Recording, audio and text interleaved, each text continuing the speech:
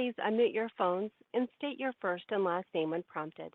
Today's conference is being recorded. If you have any objections, you may disconnect at this time. It is now my pleasure to turn the call over to Mr. Rich Kinder, Executive Chairman of Kinder Morgan. Sir, you may begin. Hey, thank you, Michelle. And before we begin, as we always do, I'd like to remind you that KMI's earnings release today and this call include forward-looking statements within the meaning of the Private Securities Litigation Reform Act of 1995 and the Securities and Exchange Act of 1934, as well as certain non-GAAP financial measures. Before making any investment decisions, we strongly encourage you to read our full disclosure on forward-looking statements and use of non-GAAP financial measures set forth at the end of our earnings release, as well as review our latest filings with the SEC for important material assumptions, expectations, and risk factors that may cause actual results to differ materially from those anticipated and described in such forward-looking statements. I usually kick off these earnings calls with an overview of developments present and future in the midstream energy space, with special emphasis on the various growth drivers for natural gas demand. These drivers are creating enormous opportunities for expansion of the natural gas pipeline and storage system across America, and especially in the Gulf Coast and Southeast regions. At the beginning of this new calendar year, I thought it might be appropriate to be a little more specific about Kinder Morgan's response to those opportunities. In the last few months, we have announced the FID of 4 new major projects: the expansion of our GCX system out of the Permian Basin, our SS4 expansion on our Southern Natural Gas system, our Mississippi Crossing Line, which will serve SS4 and other increased demand in the Southeast, and our Trident Line, which we announced today, which will serve growing demand in the Southeast Texas region, including the new Golden Pass LNG facility. Altogether, these new projects will entail capital expenditures net to us in excess of $5 billion and will have the capacity to transport over 5 BCF a day of natural gas. And all of these projects, I would point out, are supported by long-term contracts with creditworthy customers, almost entirely on the demand side. While for obvious reasons we're not disclosing specific IRR targets for these projects, I know you realize our board would not have approved without returns that are significantly above our cost of capital. In addition to these projects, we're seeing other sizable opportunities to grow our business, as exemplified by our recently announced Outriggers transaction, which will expand our position in the Bakken. In fact, this is the most exciting time to be in the midstream natural gas market that I've seen in my long decades in this business. We believe that our investments as they come online will drive growth in EBITDA and EPS for years to come. With that, I'll turn it over to Kim. Okay, thanks, Rich. 2024 was a very good year in terms of our financial performance. We grew EBITDA and EPS, and we improved our leverage metrics. And we set the company up for future success, securing commercial contracts to underpin $6.3 billion in new expansion projects that will add growth for the future. Today, we announced we're proceeding with the $1.7 billion Trident project, as Rich just said. And we also announced today that we successfully secured contracts to upsize our previously announced MSX project by 300 million cubic feet a day to 1.8 BCF a day. For the quarter, we added $3.5 billion in expansion projects to the backlog, which is primarily comprised of Trident and MSX. For the year, we have added $6.3 billion in projects to the backlog and placed $1.2 billion of projects in service, growing the backlog from $3 billion at the end of last year to $8.1 billion today. These projects will pay benefits for many years to come. As a result of the projects added to the backlog, we now expect to spend approximately $2.5 billion per year in expansion CapEx for the next several years, up from our prior estimate of approximately $2 billion per year. During the quarter, we also agreed to purchase a natural gas gathering and processing system in the Bakken, which is complementary to our existing Bakken assets for $640 million. The system is backed by long-term contracts from creditworthy counterparties. On a GAAP basis, the purchase price translates into an 8x multiple, but based on the cash we receive in 2025, the multiple is approximately 6x. In addition, in the future, we expect the acquisition to reduce CapEx that we would have otherwise had to spend to expand for our customers. As we look to the future, we continue to see additional growth opportunities in natural gas between LNG, exports to Mexico, power, and industrial growth. Our internal number for growth in the overall natural gas business is roughly 28 BCF a day of growth between now and 2030. Our assets are well positioned to serve this growth.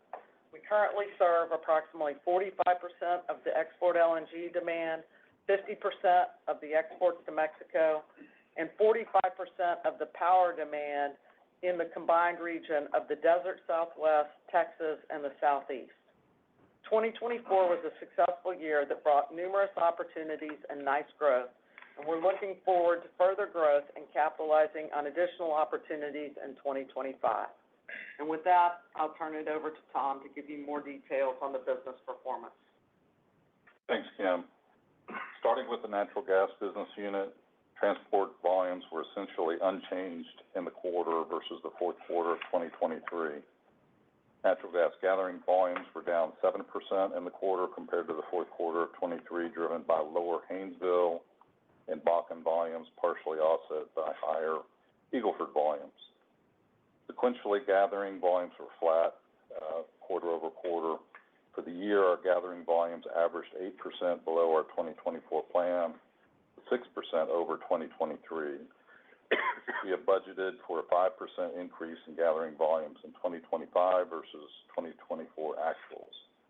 We view the slight pullback in gathering volumes due to lower prices as temporary, given that higher production volumes will be necessary to meet the demand growth from LNG expected in the second half of 2025.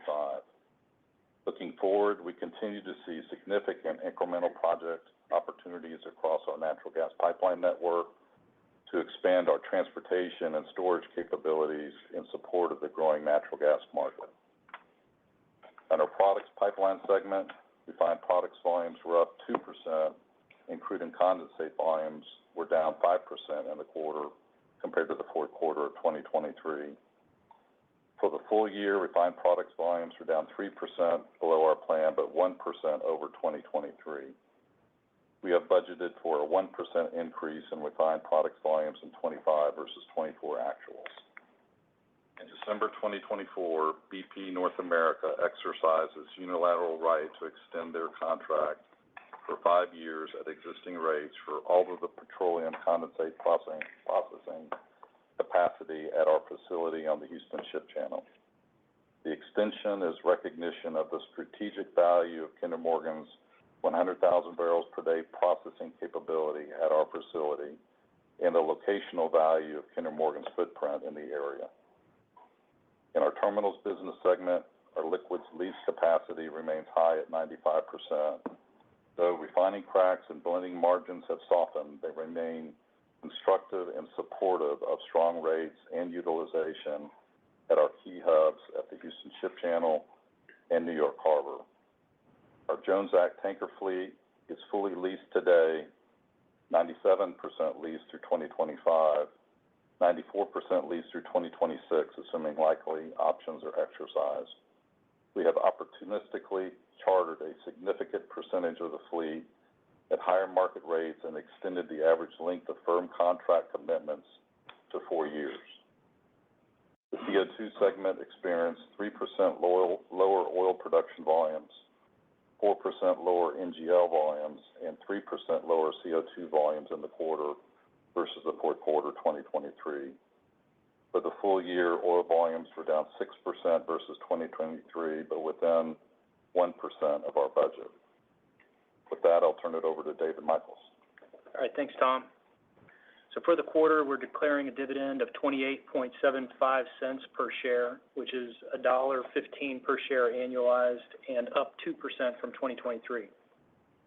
During the fourth quarter, we generated net income attributable to KMI of $667 million, or up 12% from the fourth quarter of 2023. We generated EPS of 30 cents, up 11% from last year, and on an adjusted net income basis, which excludes our certain items, we generated $708 million of net income and adjusted EPS of 32 cents. Those two items are 12 and 14% up from last year, respectively. This year-over-year growth was driven by greater contributions from our natural gas products and terminals businesses, with the main growth drivers being contributions from our acquired South Texas midstream assets, which we acquired at the end of 2023, greater contributions from our Texas intrastate natural gas system, as well as from natural gas projects that were placed in service. For the full year, we generated EPS of $1.17, which was up 10% over last year, and our adjusted EPS was up 7% from last year. As we've messaged for the last 2 quarters, we finished 2024 a little bit below our budget, mainly driven by commodity prices lower than what we had budgeted and lower production from our RNG plants. But despite those headwinds, we still experienced nice growth from 2023.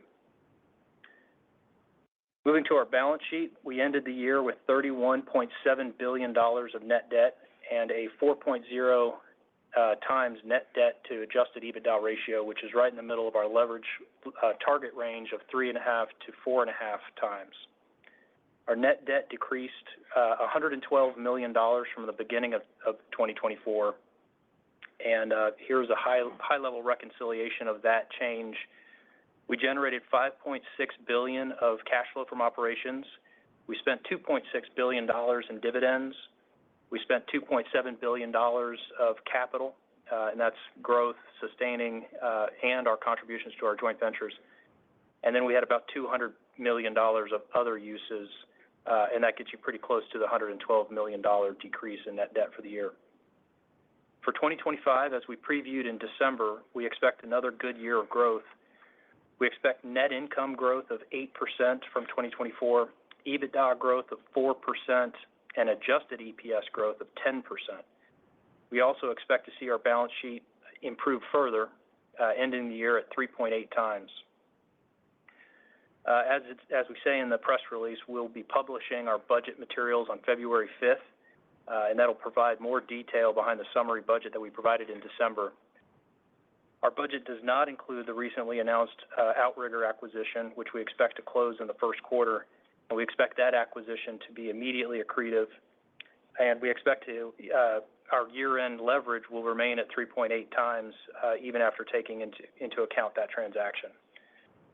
With that, I'll turn it back to Kim. Okay. Michelle, if you'll come on, and we'll take questions, and if everyone can ask one question and one follow-up, and then if you have further questions, please get back in line. Thank you. And once again, that is star one if you would like to ask a question. Our first caller is Teresa Chen with Barclays. You may go ahead. Good afternoon, and thank you for taking my questions. When we look at the last update at the backlog, including CO2 and GMP, comparing the backlog today, the implied multiple of 6.4 times is pretty compelling. So for projects like Mississippi Crossing and Trident and future natural gas infrastructure projects, can you talk about the economic moat that you have, competitive moat that you have, the financial considerations, and how you can maintain these types of multiples and returns for growth projects under development? Sure, and let me just say, there's been, no change in our return criteria and the way we think about and the way we look at these projects. As you know, our required return moves around a little bit depending on the risk inherent in the cash flows. And so we do have different returns for different risk projects that make up the overall multiple of the backlog that is less than 6 times. I think that these projects are competitive. And as you know, on MSX, we were competing for that project. We also competed on the Trident project with other people that were attempting to build. I do think that having the infrastructure that we have, having the reputation that we have as an operator, and our ability to bring these projects in, in a timely manner, does help us to be successful as we go out and try to get new projects and new business. But this return is consistent with the returns that we have achieved over time on these projects. Understood. And related to the Outrigger acquisition, can you expound a bit on the strategic rationale behind this and outlook for downstream synergies if, Y-grade eventually flows onto Double H once converted to NGL service, for example? Yeah.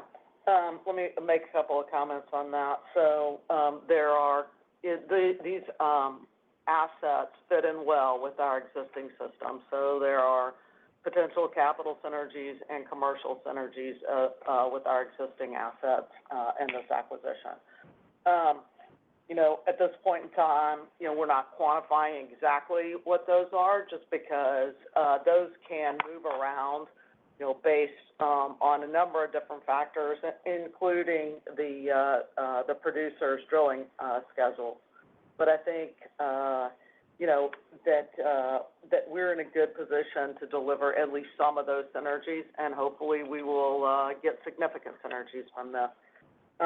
In terms of downstream synergies, I think that, there are some existing contracts in place, and, we may have a potential for downstream synergies, but I think that'll come later in time. There's nothing, immediate with respect to downstream synergies.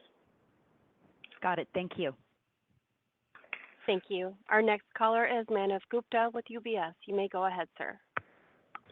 Good morning. A quick observation. I think on December 9th, when you announced your CapEx, you were looking for an adjusted EPS growth of 8%, and today it's already 10%. And I'm hoping as the year progresses, this number just moves up. And can you help us understand some of the macro trends or favorable factors which could help you push even higher than 10% EPS growth in 2025? Sure. So I think, one, that we have some sensitivity to commodity prices, and currently commodity prices are a little bit higher than what we budgeted. Now there's crude, there's natural gas, and then we have some RIN sensitivity, and so we've got upside on the first two. We've got a little bit of downside on the last one, but when you net all those together, today there's some upside on the overall commodity picture. Now, it's early in the year, and commodity prices can move, and so I don't think you can take that to the bank at this point. The Outrigger acquisition, as David said in his comments, is not in the budget, and so that's going to be accretive and will be a positive versus our budget. There's the potential, I think, for some upside on the Jones Act tankers that we've got. Right now, I think interest expense, the rates that we budgeted are largely in line with where the current market is. So I think, if the prices stay high, I mean, you could see some upside on GMP volumes over time, and if we continue to deplete the inventory that's in storage as a result of winter weather. I think the winter weather, we probably did a little bit better than what we budgeted with respect to winter weather, but again, it's early in the year. There's a lot of different moving parts in our budget, and so I'd just say at this point in time, we are not changing our guidance. We're sticking to our budget, but it is a nice start to the year. Perfect. My quick follow-up is, it looks like we have a new administration which is really pushing the AI goals here, the $500 billion investment announced yesterday. And I'm trying to understand, in terms of this execution, are we still in very early stages of this positive macro trend where this trend could continue for like 5, 7, 8, or 9 years? as these data centers come on and the demand for power just keeps rising, and how Kinder fits into that? Thank you. Yeah, I think we are early in, in the data center trend, and the power that's going to be needed there. And so, I think that the encouragement that this administration has given on the data center development, their desire to see American energy do well, I think all plays into a nice long-term trend for natural gas demand. As I said in my opening comments, we think the natural gas demand is going to grow by 28 BCF a day between now and 2030, and part of that is power demand. In those numbers, though, we only have power demand up about 3 BCF a day, and I think, there are a lot of numbers that are much higher than that 3 BCF a day in terms of power demand. I've seen numbers at 10 BCF a day, and so I think, there is the potential for upside, above the 28 BCF of growth that we are projecting. Thank you. Thank you. Our next caller is Michael Blum with Wells Fargo. You may go ahead, sir. Thanks. Good afternoon, everyone. So maybe staying on President Trump's recent AI infrastructure announcement, one of the projects involved there seems like it's going to be a large data center campus in Abilene, Texas, which, if I'm not mistaken, I can't hear you. is pretty close. Well, hang on. Can you talk? Sorry, can you hear me? Yes, now I can. You guys hear me? Okay, great. So sorry about that. So you hear me okay? Yeah, something in Texas. Okay. Trump's AI data center announcement includes a large data center in Abilene, Texas. So, which I think is pretty close to some of your pipelines. I'm wondering if there's an opportunity there for you, and do you have availability to address it? So, Michael, this is Cecil. It's a good announcement. Our intrastate footprint, our NGPL footprint, it's all in and around the area. I think it's an opportunity, but once again, there's a lot of folks that are going to be chasing the opportunity. So I think we're well positioned to partake in some of that growth. Okay, great. And then I also wanted to ask about the open season on Kinder Morgan, Louisiana, like a Texas header project. Can you just tell us how that's progressing and the potential scope of that project? Thanks. Absolutely. So, part of, I think the open season closed, and we do have binding commitments to build that segment. Part of the overall strategy here is there is a lot of interconnectivity needed with all the gas, coming from multiple directions. And so I think this is a good platform for us to establish that kind of initial leg with the, prospective possibility of, extending that into the Louisiana corridor. And so I think that when you think about it, this first phase here is contracted and ready to go, and this will position us well for future growth. And let me just further on that, the existing header is in the Trident project in terms of the economics that we get from that. And then future, it's there. We have future expansion potential, but that would be another project, that we would get approved at that time.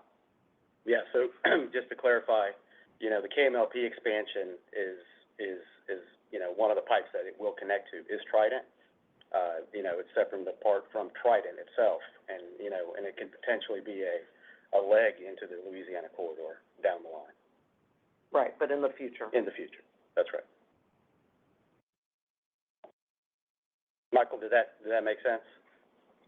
Yep. Thank you. Thank you. Our next caller is Neil Dingman with Truist Securities. You may go ahead, sir. Hey, good afternoon. This is Jack Wilson on for Neil. Can you please speak to your positioning in regards to LNG export specifically? Yeah, sure. We serve about 50% of that market. It's it's just under that, it's 45%. I think our total contracts that we've got in place for LNG exports is about 10.7 BCF a day. Not all of that is online today, but that's the position that, you know, we will grow into over time. I think it's a little less than 10 today. And then, you know, the opportunity set is in the range of 15 BCF a day is, you know, the future capacity that is included in the 28 BCF a day of growth that we see between now and 2030. And that's, you know, so we'll be focused on trying to capture some of those opportunities. And then a lot of times, as we've said before, you know, there's the initial opportunities to, you know, connect direct, you know, to the header systems or directly to those facilities.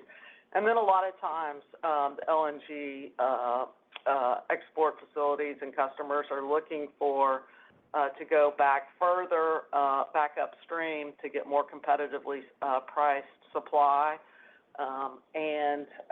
You know, in addition, sometimes some of them are looking for some insurance capacity, and therefore they, you know, contract for more than just the capacity of the facility to make sure that they can get molecules there. So, you know, a lot of times those initial projects lead to future projects. So there's a lot of opportunity on the export LNG side. Thank you very much. Thank you. Our next caller is Keith Stanley with Wolfe Research. Hi, good afternoon. First question, just curious, you just did an acquisition a couple weeks ago, how you're thinking about incremental acquisitions at this point. So on the one hand, you have greatly increased organic investment opportunities, so you probably want some excess financial capacity, but you also have a much improved currency, and it's probably pretty easy to make deals accretive at this point. So just how are you balancing those factors and thinking about M&A? Yeah. So, you know, we think about M&A on a very opportunistic basis, and so, you know, we can't predict that. And therefore, you know, it's hard to budget or schedule for it. Our criteria in terms of acquisitions hasn't changed, so it's still the same. So we're not modifying the criteria. And then we just evaluate each one as it comes to fruition. So, you know, right now, you know, we are able to fully fund all of our CapEx with internally generated cash. We have no need to issue equity. You know, if we saw some big, huge acquisition, you know, not opposed to issuing equity, but it would have to make economic sense. And so we would just have to view it in the context of the overall deal when that opportunity came before us. Thanks for that. Second one, just wanted to follow up on the quarter. So Q4 EBITDA is about $100 million below the initial quarterly budget, and you talked about commodities, volumes, and some of the RNG headwinds. Is there anything else you'd flag for the quarter in particular, or are those the main factors? So the commodity headwind was part of it. We had some, you know, the RNG sales were down relative to what we had expected. And then we had some of the RINs that we produced in the quarter were pushed out of the year into the next year because there was a lack of liquidity in the market, so that also contributed to it. But you hit the main ones. Thank you. Thank you. Our next caller is Jean Ann Salisbury with Bank of America. Hi. Most of what Kinder Morgan has announced over the past year has been typical large diameter, big CapEx projects, so SNG, GCX, MSX, Trident. From here forward, do you see any shift in the type of the future projects to being mostly more like end user projects, like laterals to power plants or data centers, which might be lower absolute CapEx, but better multiples, or you're not really ready to call that shift yet? That's, you know, it's hard to call. I think we're going to have opportunities on both fronts. I think more of the opportunities probably come in what I call the singles and doubles, connecting to power plants, that types of things. And, that's largely just because the larger projects, to do those, you've got to put together a lot of customers. It's just a lot more complicated and a lot harder to do. But that being said, we do have some large-scale opportunities that we're evaluating and looking at that have the potential to come to fruition.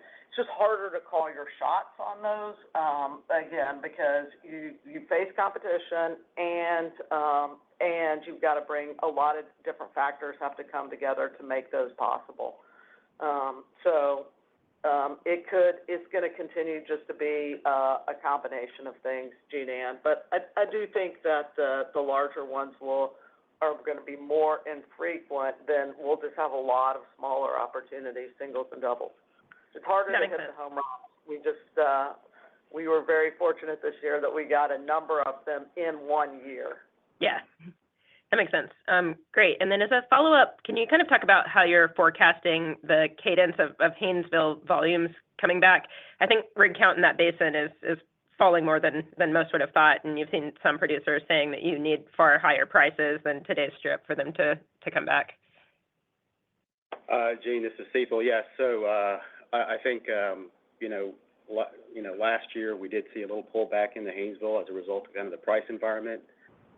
In light of what we're seeing, currently, and the expectation of the LNG demand coming on, we are seeing activity pick back up in the Haynesville. And if any of this price is sustained, as kind of we hope it is, I think you'll see a lot more activity in the Haynesville. Okay, that's helpful. Thank you. That's all for me. Thank you. Our next caller is Spiro Dounis from Citi. You may go ahead, sir. Thanks, operator. Afternoon, team. Just want to go back to the project backlog again. Now at $8.1 billion, largest we've seen in a while here. And Kim, you mentioned the $2.5 billion a year annually. And I guess if we sort of track that through 2028, gets you to about $10 billion all in. So just curious, is that the right way to think about maybe your visibility on the sort of unsanctioned backlog from here, at least through 28? And in that context, kind of what Jean was getting at, you added over $5 billion of projects in this last year. Sounds hard to repeat, but at the same time, you also did mention being in the early stages of data center demand and potentially some new LNG FIDs coming this year. So when do you think we do see a year like that again? I know it's hard to predict, but just thinking about it as these things come in waves. Well, I hope next year. But this has been a pretty spectacular year, is what I would say in terms of backlog additions and the 4 really big projects. But again, we have outlined there's going to be a lot of growth in natural gas, 28 BCF a day again between now and 2030. That's a large amount of demand growth. And it's all happening, across the southern United States, where we've just got a really good position of assets, whether that's, in Texas, or that's going across to the southeast, or that's going out to the desert southwest. And so, I think we've tried to give you, $2.5 billion a year. Yeah, that, we filled in a few things there. But in terms of our expectations on what's going to happen,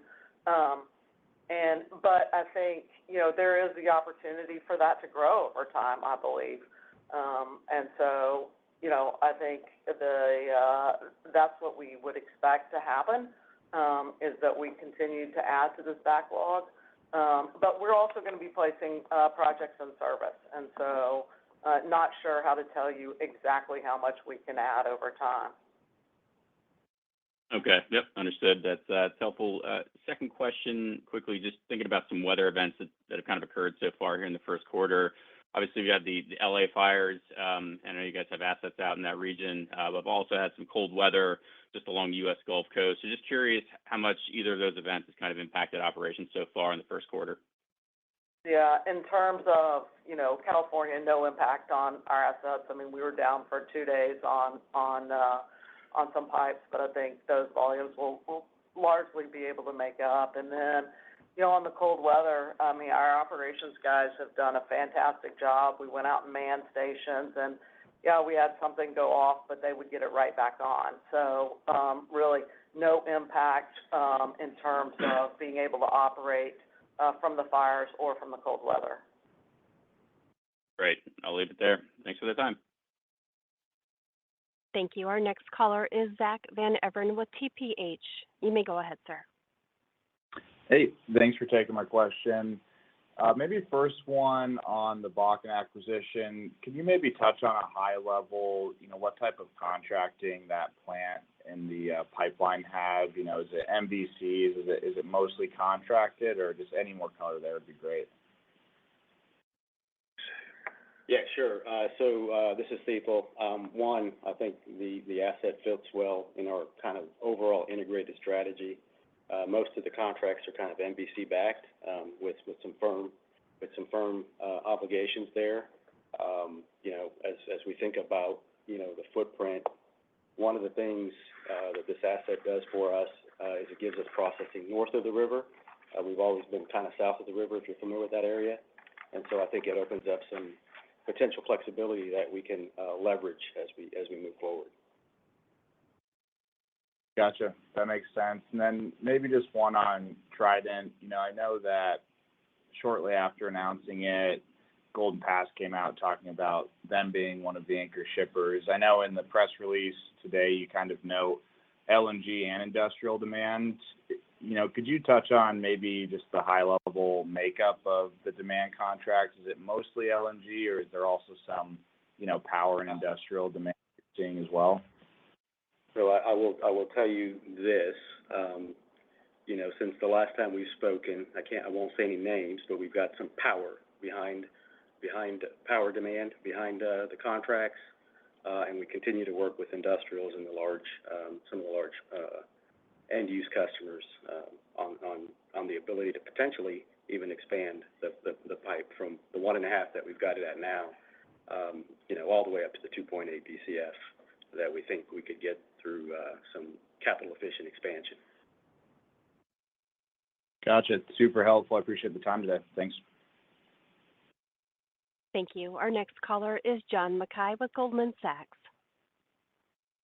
Hey, thanks for the time. I think first one, I want to go back to, I think it was Spiro's question, just on touching on the $2.5 billion a year. Can you kind of frame up, is that a ceiling on how much you think you can spend a year? Can that number move higher? And I guess, generally speaking, how do you think about setting that? Is that a leverage question? Is that a free cash? Is that a dividend? Just framing that up for us would be helpful. Sure. So, the $2.5 billion is generally what we think, looking at all the projects that we have in the backlog and other things, that we think are probably very highly likely, what we think we can spend. And it's over the next several years, 3 to 4 years. That $2.5 billion is on average per year. Are you going to have years where, it could be 3 and others where it could be 2? Yes. It's not going to be perfectly, allocated $2.5 billion each year. So it can be lumpy, and that depends on the project timing. But we're trying to give you a sense of what we see in terms of our opportunities to invest capital over time. We can fund $2.5 billion per year out of internally generated cash. So, no concerns that we need external capital for that. We can fund in some years a little bit more than that. If it's lumpy during that time frame, we've got our balance sheets in good shape, and in this year at 4 times and expected at the end of 25 at 3.8 times. And so we can absorb that lumpiness on the balance sheet, and once those projects come on, we'll grow out of that. So I think we will continue to look at that number and update it, and if we add significant new projects to the backlog, then I think we have the potential that number increases over time. But we have made some, as pointed out earlier, some estimate of some additional growth beyond what's in the backlog, because as someone noted, the backlog adds up to 8.1, and if you take 4 years of 2.5, you get 10. So there is a little bit of capital that we're assuming, based on our opportunity set, we'll be able to fill in. I appreciate that. Thank you. Maybe just second one from me. We've talked a lot about these big kind of marquee projects you've added. Is there anything you can share on kind of knock-on effects across the rest of the Kinder system now that you're going to be moving a lot more gas? Is there, some kind of operating leverage on the rest of the footprint that you could think about adding to these returns? Sure. This is Cecil again. So, as we think about, as you put these arteries in across with the developments that are coming in and around data centers, and just power in general, there's opportunities for us to kind of leverage our footprint to kind of establish capillaries to these facilities. One of the things that Jean Ann talked about was, kind of the small capital efficient projects. There's opportunities on top of these large expansions for those type of projects in strategic areas that we can further expand. And that really applies across the footprint. We're also looking at some opportunities, moving out west to the desert Southwest. Those might be that might be an area where we can see some primary and secondary expansion opportunities. And the other thing I'll point out is, like MSX, it'll connect our three legs of the Tennessee gas pipeline. So, over time, that's going to give us some operating flexibility and potentially upside to help our customers. And then, on Trident, it'll come into the intrastate market, and it'll integrate well with our Texas intrastates. And hopefully over time, that'll give us the ability to deliver more value to our customers and sharing some of that. I think the message here that all the team is trying to deliver is we have an unparalleled system that bridges the part of the country that needs the most new natural gas delivery system. We have that, and all of what we're saying, I think, lends itself to lots of expansion opportunities coming off of this great footprint that we have. And that's really our whole strategy over the next several years, is to move forward with the system we have, expand it, extend it, and drive home real nice earnings growth and growth in EBITDA. That's great. Thank you, Rich. Thank you, team. Appreciate the time. Thank you. Our next caller is Gabe Moreen with Mizuho. You may go ahead, sir. Hey, good afternoon, everyone. I just want to start out by saying that I think Pete's, based on how the share price has performed, Pete's making a good case for saving himself work and not holding analyst days in future years, too. But with that said, I wanted to ask a question on the MSX project timeline being 4 years plus or minus and being almost 2 years longer than a similarly sized intrastate project. Is that a question of permitting, right-of-way, conservatism? Is there any conservatism built into that? And fitting into the regime change in D.C. with the new administration, is there anything on the permitting wish list or discussions you've had that you maybe think can expedite something, which I think is your first kind of greenfieldish interstate in some time? Yeah. So, the difference, just horseshoes and hand grenades, we generally think about interstate pipes take us 4 years, 2 years in permitting and 2 years to build. And intrastate pipes, where we don't have to go get a FERC certificate, is usually 2-ish years. And that's sort of the timeline that you see, the difference in the timeline that you see between Trident and an MSX or South System 4. We came up with these schedules when we sanctioned these projects, so late last year. I would say that they were done in line with what we thought we would get under the prior administration. And so, to the extent that FERC speeds up, and it's really the FERC permit that is going to be the primary gating item, to the extent that FERC speeds up their timeline, we could get it potentially in service earlier. But I think the flip side of that is we want to make sure that we get a good FERC permit that we can defend in court. And so we don't want them to skip or shortcut any of their processes. So we want to make sure that we get a good, defendable FERC permit out But hopefully they can do that, faster under this administration. Thanks, Kim. And I know there'll be some more details on 25 guidance in the not too distant future, but could I ask maybe just one on your nat gas sensitivity that you've got to the 10-cent change in gas prices? It's a bit higher this year than last. Kind of wonder what's behind that.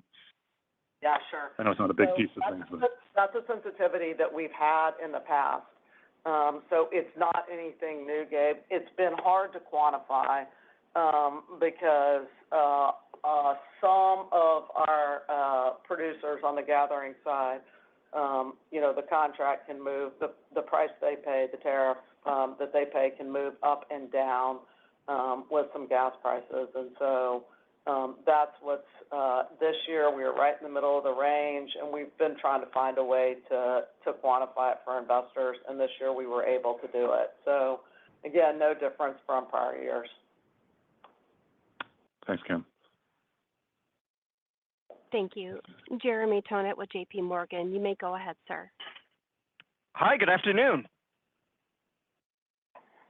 Good afternoon, Jeremy.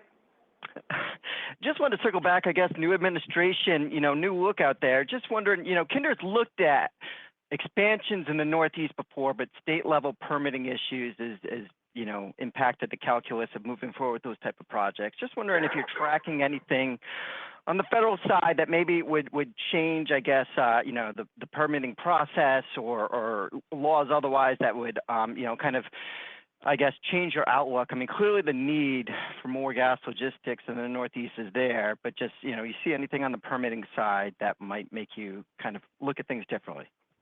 Yeah, no, it's not the federal permits that are the real problem in the Northeast. I mean, we can get the federal permits, it's the state permits, and I don't see anything changing there. The other thing I'd say about the Northeast is the commercial structure. It's the commercial structure with the operator, RTO operator, does not allow for pass-through of the fixed demand charges if you're an IPP, and so it makes it harder for the IPPs to contract on a firm basis for that capacity. And so, those are the two largest hurdles, and we have not seen any change. Got it. Understood. And might be dating myself a little bit here, but if I go back, I think to around the 2009 timeframe with Rockies Express, I think it was described as the pig and the boa constrictor at that point. And there was a big, move in the industry as far as, unconventional production, supply push out of basins, and everyone was running on the same steel and construction at the same time, and led to some cost inflation issues. At that point in time, we see an inflationary environment in the background now. Just wondering, how you think about, I guess, those risks going forward, and, what E&Cs you see out there that you think can, best protect you. Just wondering, I'm sure you guys are very thoughtful in all this, but wanted to see your latest thoughts. Yeah. We are already engaged in procurement on all three big pipes. I'm not going to go pipe by pipe, but on some of the pipes, we already have an agreement to purchase steel, purchase the compression, and, on others, I think we will do so in the not too distant future. So, we are, I think we're working hard to try to mitigate that risk. Got it. Okay. Thank you. Thank you. At this time, I am showing no further questions. Okay, thank you all very much. Have a pleasant evening. Thank you. This concludes today's conference call. You may go ahead and disconnect at this time.